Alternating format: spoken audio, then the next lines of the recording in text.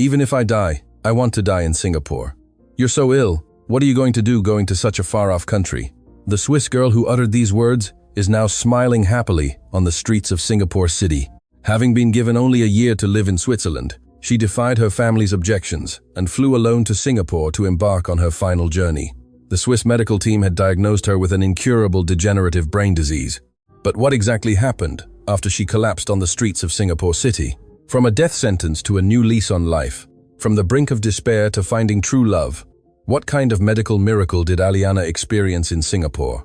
Let's now listen to this true story of a journey from the edge of death to a life of happiness. My name is Aliana Miller, and I was born and raised in Geneva, Switzerland. From a young age, I shared an inseparable bond with ballet.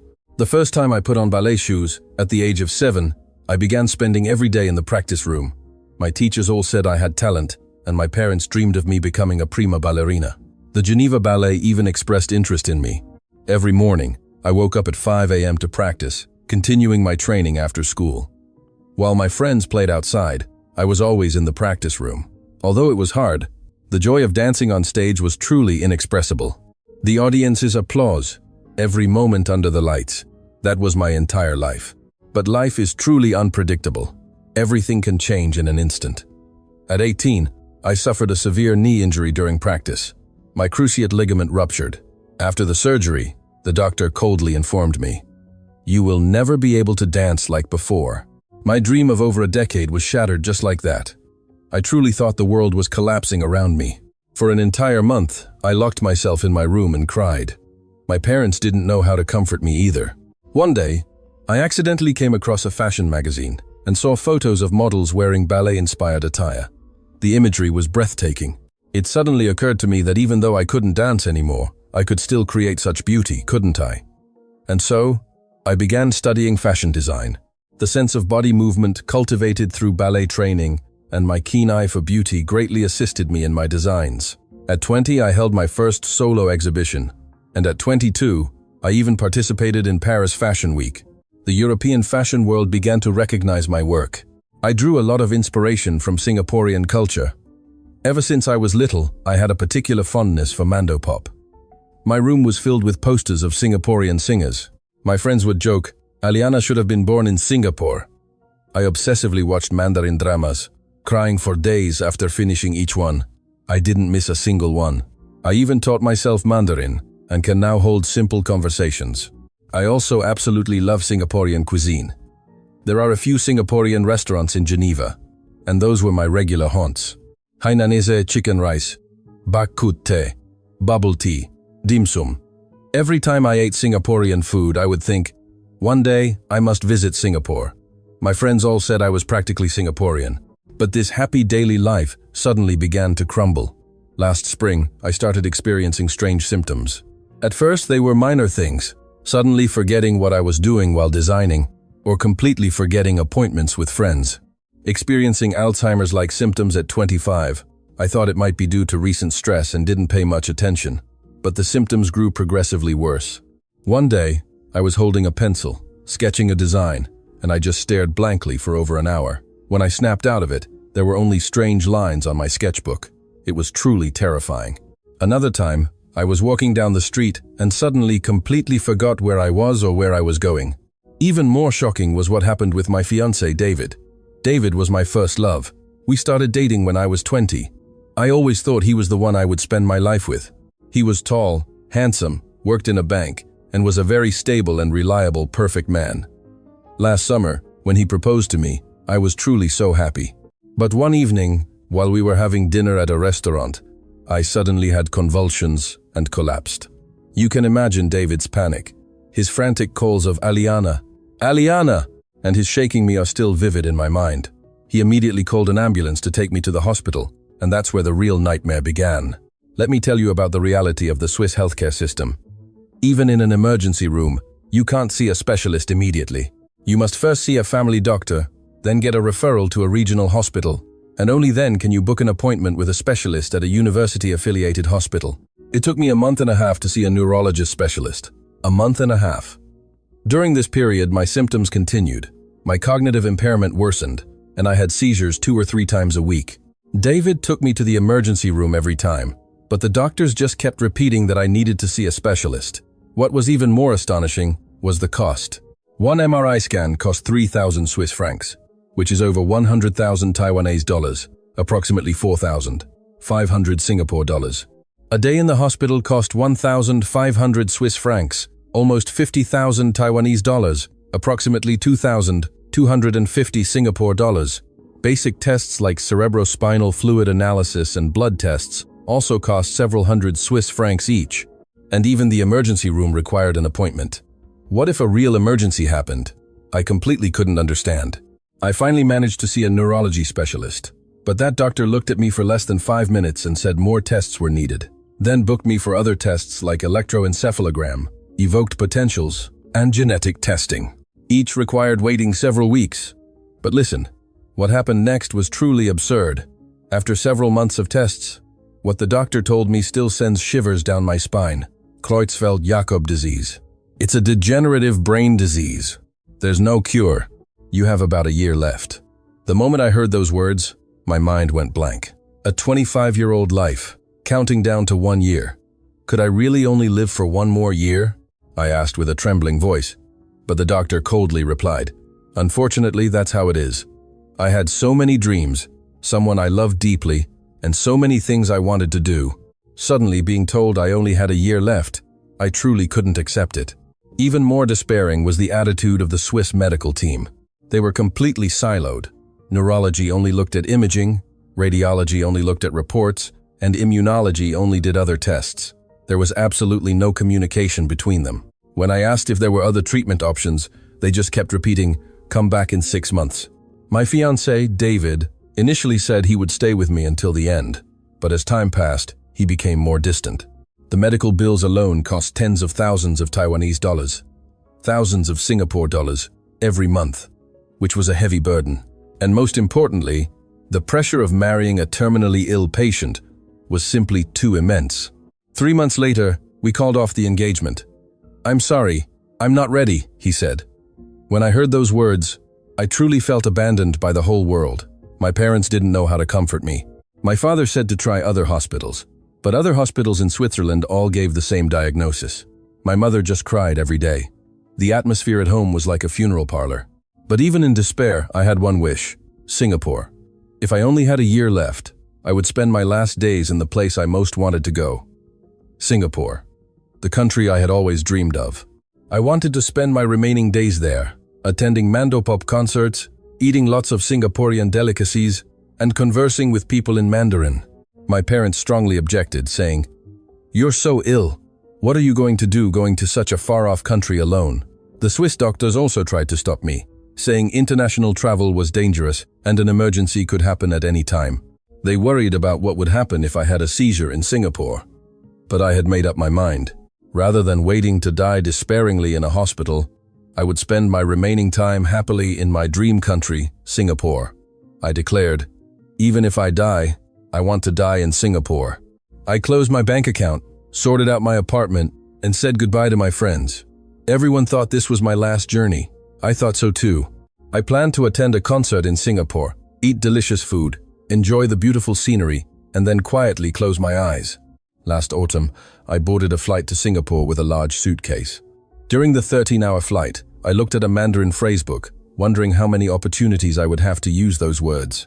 At that time, I had no idea that I was about to encounter the greatest miracle of my life in Singapore. From the moment I arrived at Changi Airport, I was amazed. The airport staff not only spoke English, but also simple Mandarin, and they kindly directed me. The MRT announcements were in English, Mandarin, Malay, and even other languages. Although Switzerland has 4 official languages, in practice, each region only uses one. Singapore, however, was truly thoughtful in caring for foreigners. On the way from Changi Airport MRT to Singapore City, looking out the window, I truly felt that I had arrived in Singapore. The sights I had seen in Mandarin dramas were now unfolding before my eyes. It was truly magical. I booked a room in a hotel near Bugis Street. The owner, seeing that my Mandarin wasn't fluent, kindly spoke to me in English, saying, "If you feel unwell, tell me anytime, and I can recommend a nearby hospital." Hearing those words, I was deeply touched by the warmth. The first few days were truly like a dream. I watched street performers on Bugis Street, tried a cultural dance workshop, and even taught my Singaporean friends. When I said thank you in elementary Mandarin at a cafe, the owner gave me a thumbs up and praised me. Every day was a fresh experience. The pandan cakes sold on the street were sweet and comforting, the putu piring crispy outside and soft inside. And though durian had a unique taste, it was surprisingly addictive, just like I had seen in Mandarin dramas. I went shopping in the central business district, visited gardens by the bay, and even went up to the Marina Bay Sands Sky Park. Exploring new places every day made me feel, this is what true travel is. It was incredible that I, who could only commute between the hospital and home in Switzerland, could be so happy. But on the 5th day, something happened. I was participating in a local cultural dance workshop on Bugis Street, learning traditional dance, when I suddenly felt an intense headache, convulsed, and collapsed. Before losing consciousness, I thought, is this how it ends in Singapore? But, everyone, that's where something truly unbelievable happened. When I opened my eyes, I saw a white ceiling. Where am I? As my consciousness returned, I looked around. This was clearly a hospital, but it felt completely different from hospitals in Switzerland. Next to me sat a handsome man, tall and wearing a doctor's coat. You're awake. I am Dr. Chen Yu-ting, a neurologist at Singapore General Hospital. You collapsed on Bugis Street, and I provided emergency treatment. At that moment, I was truly surprised. In Switzerland, it was hard to see a specialist even in the emergency room. But here, a foreigner who collapsed on the street was personally attended to by a neurology specialist for emergency care. What kind of situation was this? I completely couldn't understand. Thank you, truly. But how much are the medical fees? I asked anxiously. In Switzerland, even a single emergency room visit cost hundreds of thousands of Taiwanese dollars, thousands of Singapore dollars. So I was constantly worried about medical expenses. But Dr. Chen Yu-ting smiled and said, you can apply for emergency medical assistance. Even foreigners receive help in emergencies in Singapore. I truly couldn't believe it. In Switzerland, without insurance, it was difficult to even get through the emergency room door. I'll arrange detailed tests for you right away. In Singapore, CT scans or MRIs can be done 24/7. Hearing Dr. Chen Yu-ting say this, I was surprised once again. In Switzerland, booking an MRI took weeks. But even more surprising things were yet to come. I told him I had been diagnosed with Creutzfeldt-Jakob disease in Switzerland. Dr. Chen Yu-ting's expression suddenly turned serious. I doubt the accuracy of that diagnosis. From what I see, the symptoms are somewhat different. It's strange. These symptoms don't seem like a degenerative disease. Truly, all tests were completed within 2 hours. Brain MRI, cerebrospinal fluid analysis, blood tests. These tests would have taken several months in Switzerland, but in Singapore, they were all completed in 1 day. It was truly astonishing. Something very touching happened during the testing process. On the way to the MRI, Dr. Chen Yu-ting said, our hospital's AI diagnostic system is world-class. To ensure an accurate diagnosis, we will use the most advanced equipment for the tests. An AI diagnostic system? I had never even heard of that in Switzerland. Had Singapore's medical technology truly advanced to this extent? During the waiting period after the tests, something magical happened. An elderly woman from the next ward came over and said, a foreigner all alone here, you must be scared, right? Then she peeled an apple for me. Amma, thank you. Truly. But why are you being so kind to me? I asked in elementary Mandarin. The elderly woman smiled and said, you are a guest in our country. Of course we must take good care of you. Especially when you're ill, we must show even more concern.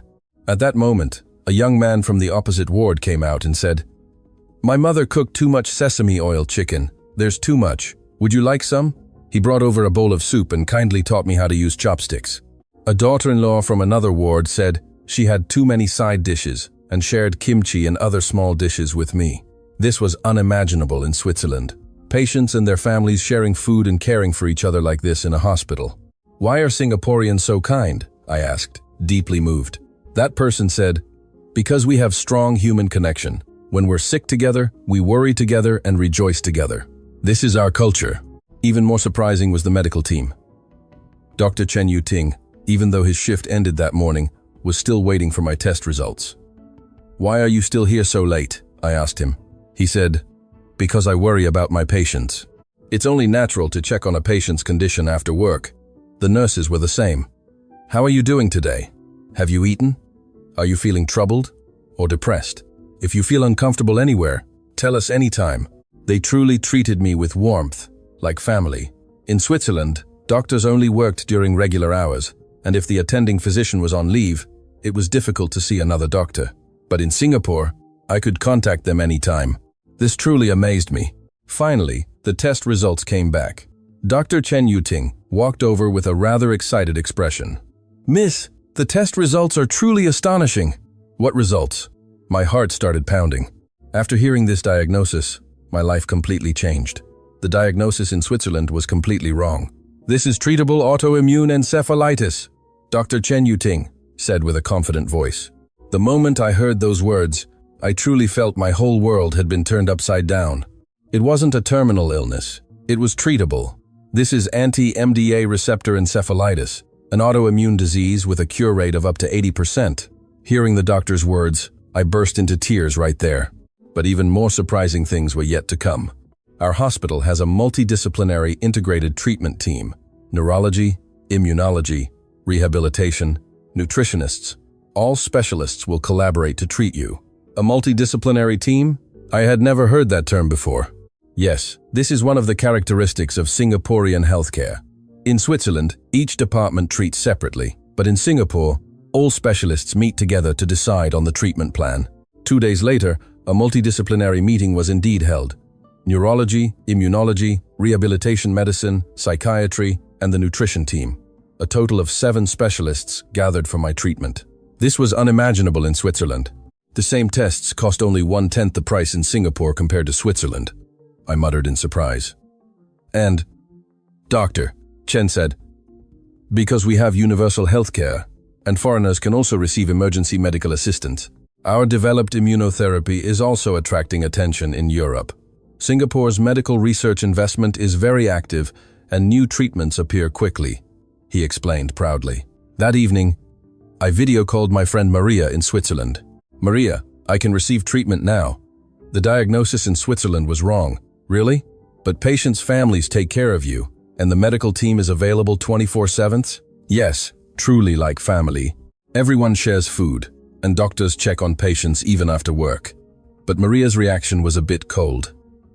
"There are no personal boundaries, are there? How much are the medical fees?" "Less than 1/10 of Switzerland, but the treatment level is even higher." Maria expressed disbelief because she always considered Switzerland a medically advanced country. After starting treatment, truly astonishing changes occurred. My memory began to recover, and the frequency of seizures decreased. Every day, seeing myself getting better, I was truly grateful. Every day, I could feel Dr. Chen Yuting's unique curiosity about medicine and his care for patients. After surgery, he continued to care for patients and constantly researched new treatment methods. "Doctor, why did you want to become a doctor?" I asked him one day. He said, "I feel the most accomplished when I see patients recover and smile, especially for people like Miss Aliana, who suffered due to a misdiagnosis. Seeing them get the correct diagnosis and turn around is truly rewarding." At that moment, my heart began to stir. It wasn't just a doctor-patient relationship. It felt like something special was beginning to develop. In the first month of treatment, I heard truly astonishing news. My ex-fiancé, David, in Switzerland, contacted me. "Aliana, are you truly well? The illness that couldn't be cured in Switzerland was cured in Singapore. What did we miss?" He showed regret. My parents also found it hard to believe. Singapore's medical standards are so high, and the costs are so affordable. But now I faced a new worry. Should I return to Switzerland or continue treatment in Singapore? From a medical perspective, continuing treatment in Singapore was clearly better. But my heart was already set. I wouldn't return to Switzerland. I would receive treatment in Singapore. It wasn't just because of the superior medical care. The warm human connections I experienced in Singapore greatly influenced my decision. After telling Dr. Chen Yuting, he was truly happy. "Start a new beginning in Singapore. I will continue to help you until the end." From that day on, my life in Singapore began. No longer just a patient receiving treatment, but someone starting a new life in Singapore. But I didn't know how this decision would change my life, nor did I know what special things would happen between Dr. Chen and me. What astonishing changes awaited us. 2 months after starting treatment, astonishing changes occurred. My memory gradually recovered, and the frequency of seizures significantly decreased. Every morning when I woke up, I could truly feel myself getting better. But even more surprising was Dr. Chen Yuting's meticulous care. "How are you doing today? Are you feeling troubled or depressed?" He asked me every day, even caring for my mental state. One day, Dr. Chen gave me a special suggestion. "Miss, treatment alone is not enough. Healing the mind is also important. How about experiencing Singaporean culture to change your mood?" And so began our special healing dates. The first place we went together was a small traditional Peranakan shophouse cafe. Sitting on the wooden floor of the old house, drinking warm ginger tea, and looking out at the quiet alleyways was like a painting. Switzerland doesn't have this kind of relaxed tea culture. Both Singapore's treatment and culture bring peace to the mind, I said, sighing. Dr. Chen Yuting said, "That's Singapore's philosophy of treatment, healing both body and mind." What I found most unforgettable was the MacRitchie Reservoir Park Trail. At first, I was worried about what if I had a seizure, but Dr. Chen said, "I'm right beside you, don't worry. I've brought emergency medication," he reassured me. Walking through the dense forest, I said, "The Swiss Alps are magnificent but cold.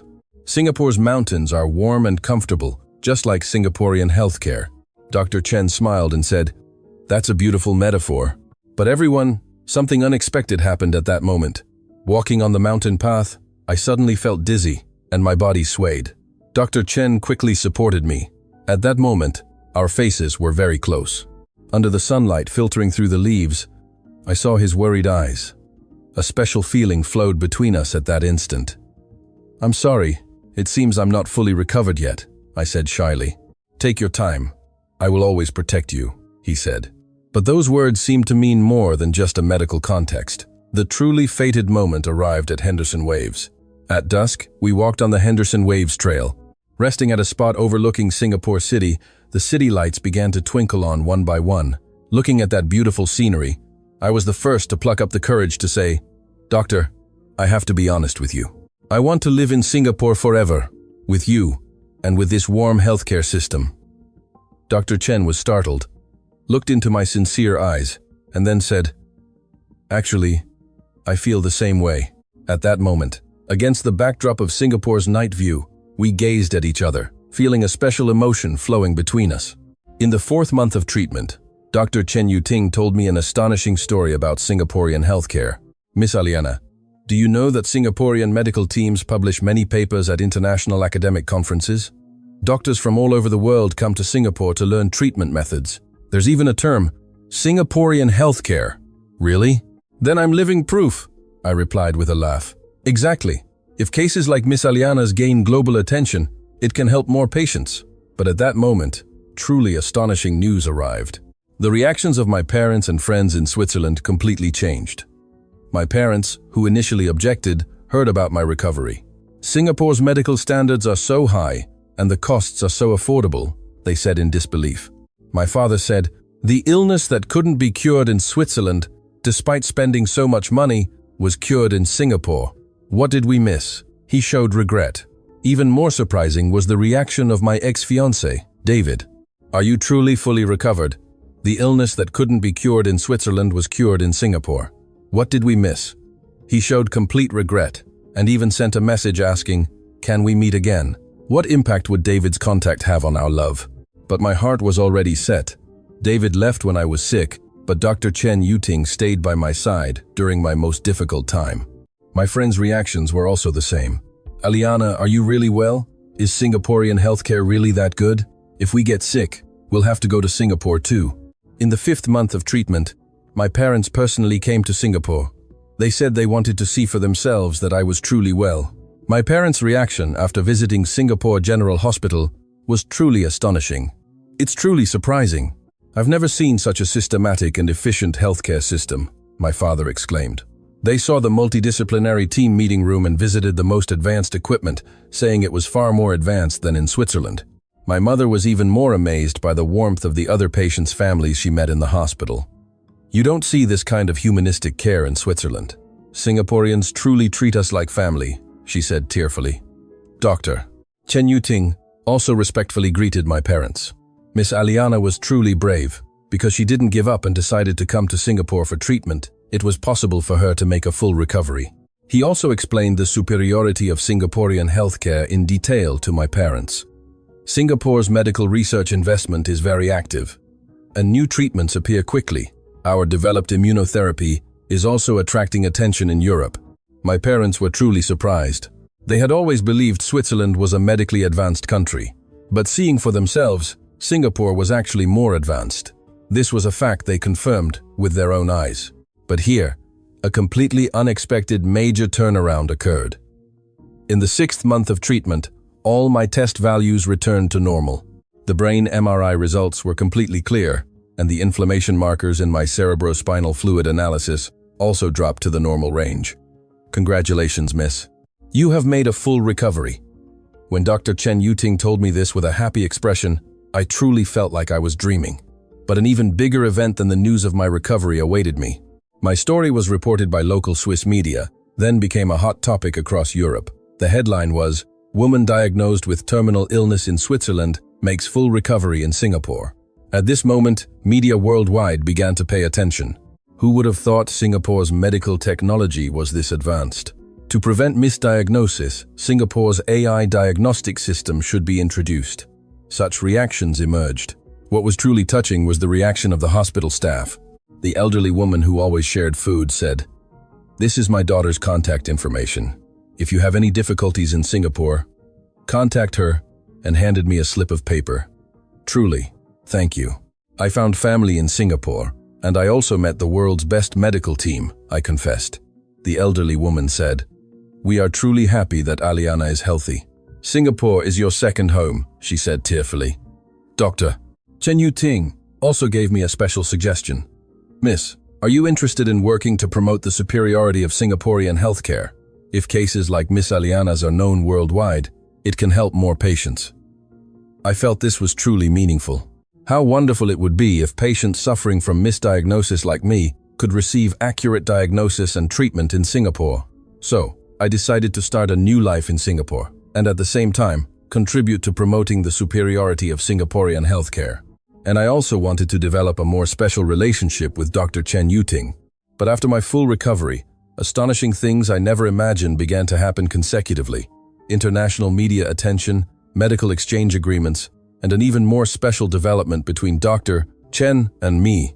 What more astonishing stories awaited us next? Our first date after my full recovery was truly romantic. Dr. Chen Yuting took me to Marina Barrage. Watching the sunset there, the orange-red sunset, reflecting on Marina Bay, was as beautiful as a painting. Last year at this time, I was still lying in a hospital bed. Now I'm completely healthy. "This is a miracle of Singaporean healthcare," I said, moved. Dr. Chen gently held my hand. "Your courage created this miracle." Even more astonishing things began to happen consecutively after my recovery. My story was presented at international academic conferences, attracting the attention of the medical community. European medical teams began to come to Singapore to learn treatment methods. In fact, a Switzerland-Singapore medical exchange agreement was even signed. What was truly touching was on the day of my discharge from the hospital.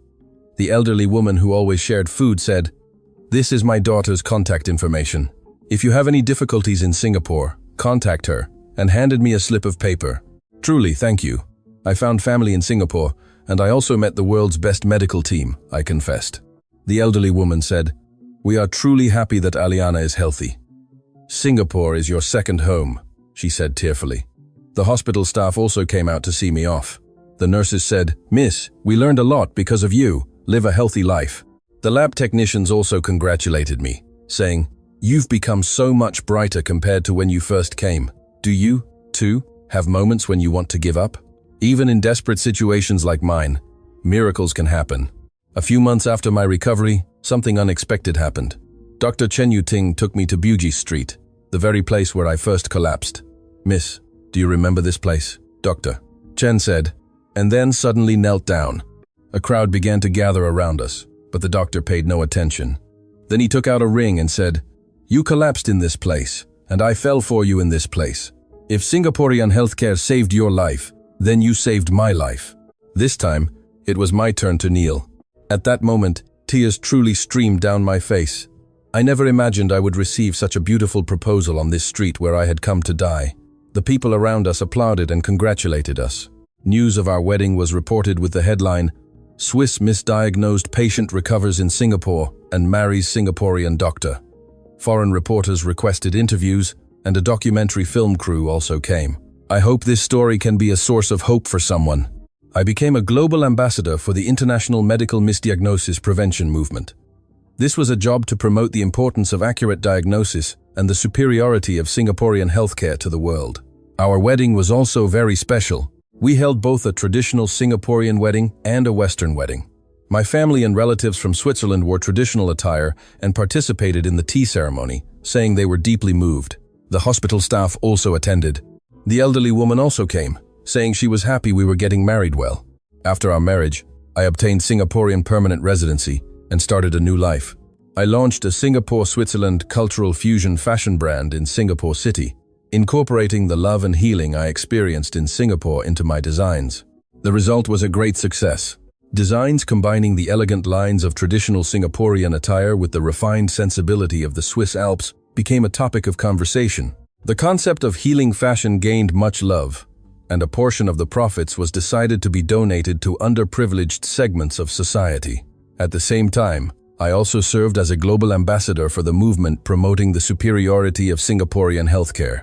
After hearing my story, many foreign patients began coming to Singapore, and they were indeed able to receive accurate diagnoses and treatment. This also contributed to an increase in foreign medical tourists to Singapore. If there is anyone out there right now still searching for an accurate diagnosis, please never give up. After getting married, I embarked on an even more meaningful project. Together with Dr. Chen Yuting, I opened the Aliana Care Center. This is a medical consultation center specifically for foreigners, established to help foreigners who have difficulty receiving proper medical care due to language barriers. The center not only provides free medical consultations, but also offers guidance on the Singaporean healthcare system, translation services, and even emotional support during the treatment process. The goal is for foreigners who are ill alone, like me, to receive warm care. 2 years after our marriage, an even greater dream came true.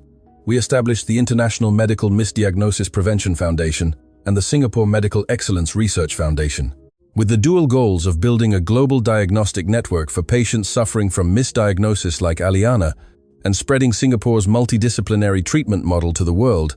We are determined to save more lives.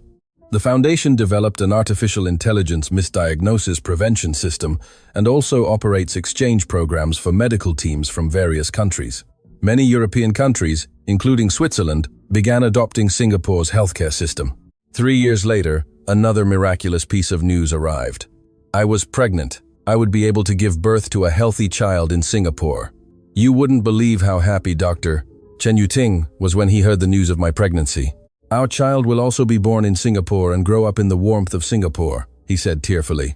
During my pregnancy, I also received the best obstetrics and gynecology care at Singapore General Hospital. Singapore's maternal care system is truly astonishing. Prenatal classes, fetal education programs, and postnatal care centers were far warmer than in Switzerland. The other pregnant women I met at the hospital also treated me with warmth. It must be hard for foreigners. If you need anything, let us know, anytime. They cared for me like that, and even taught me traditional Singaporean fetal education methods. Right now, perhaps someone else is waiting for a miracle. As my due date approached, every morning, looking at Singapore General Hospital, I would think this. I originally came to Singapore to die, but I found true life, love, and genuine friendship with the world's best medical team and people warmer than family. Now, our child will also be born in this incredible country, growing up amidst Singapore's love and medical care. When Dr. Chen Yuting and I decorated the nursery, I was truly happy. Hanging traditional Singaporean decorations and a music box, thinking that our child would grow up receiving the love of both countries, my heart was filled with emotion. We also decided on the child's name. The Singaporean name is Jia Yi, and the Swiss name is Ori, both encompassing the meaning of love connecting two countries. Who would have thought that I, who came to Singapore to die after being diagnosed with a terminal illness in Switzerland and believing it was my final journey, would build such a happy family and live a new life?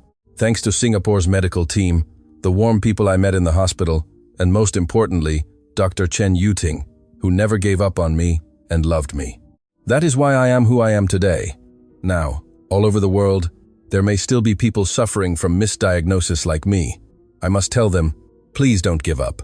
There is always a place where you can receive accurate diagnosis and warm treatment. For me, that place was Singapore. On the morning of my due date, accompanied by Dr. Chen Yuting, I arrived at the delivery room at Singapore General Hospital. Inside the delivery room, the best obstetrics and gynecology team was waiting. The nurses gently held my hand. "Miss, don't worry. We will be with you every step of the way." The delivery process went smoothly. When I heard my child's first cry, tears streamed down my face uncontrollably. "It's a healthy baby girl! Congratulations!" The doctor smiled and handed me the baby. Holding my newborn daughter, Jia Yi, I thought of myself 3 years ago, collapsing on Bugis Street. At that time, I thought I would die in Singapore, but now I was here, welcoming a new life. Dr. Chen Yuting said tearfully, "Thank you for coming to Singapore. Thank you for giving me the opportunity to be a part of this miracle." On the day of my discharge, the hospital held a small celebration for us. The elderly woman who had always cared for me also came. Seeing Jia Yi, she said tearfully, "This child is the crystallization of love between Singapore and Switzerland. She will surely be very happy." After returning home, I began writing a memoir of this experience. I wanted to tell this story to the world, to let more people know how important accurate diagnosis is and how excellent Singaporean healthcare is. The publication of Rebirth in Singapore generated a huge response in Europe. Many misdiagnosis victims contacted me, saying they wanted to come to Singapore for treatment. Our foundation also became increasingly active. Every month, European medical teams came to Singapore for training and to learn about Singapore's multidisciplinary consultation model and AI diagnostic system. One day, I received a letter from a Swiss hospital. It was from the doctor who had initially diagnosed me with a terminal illness. "Dear Aliana, I was extremely happy to hear about your recovery, and I sincerely apologize for the initial misdiagnosis. We are in the process of implementing Singapore's AI diagnostic system, hoping that no more cases like yours will occur." Reading the letter, I felt no anger, only hope. I hoped that through my experience, more patients in the future would receive accurate diagnoses. On Jia Yi's first birthday, we held a party at Marina Bay Sands. The guests included the medical team from Singapore General Hospital, the people who had cared for me in the ward, colleagues from the foundation, and my parents and friends from Switzerland. My father, in his speech, said, "3 years ago, we thought we were going to lose our daughter, but Singapore gave her a second life. It wasn't just the medical technology, but also the warmth and human connection here. Singapore will forever be our second home." Now, whenever someone asks me, "What is the most important thing in your story?" I always reply, "The most important thing is not medical technology, but a never-give-up spirit, a medical team willing to genuinely care for patients, and a society as warm as family." Singapore has all of this. If you are currently in despair, if you feel abandoned by the whole world, please remember my story. A miracle might be waiting for you not far away. For me, that miracle was in Singapore. Today, holding Jia Yi, I stand on the observation deck of Marina Bay Sands, looking at this city that gave me a second life. Dr. Chen Yuting put his arm around our mother and daughter. Our family of 3 looked at the Singapore nightscape. I came to Singapore for death, but I found life. I came looking for an end, but I found a beginning. I came to say goodbye to the world, but I welcomed a brand new world. This is the gift Singapore gave me. This is the miracle of love. This is where today's story ends. If you like this story, please like and subscribe. Thank you for your valuable time with us.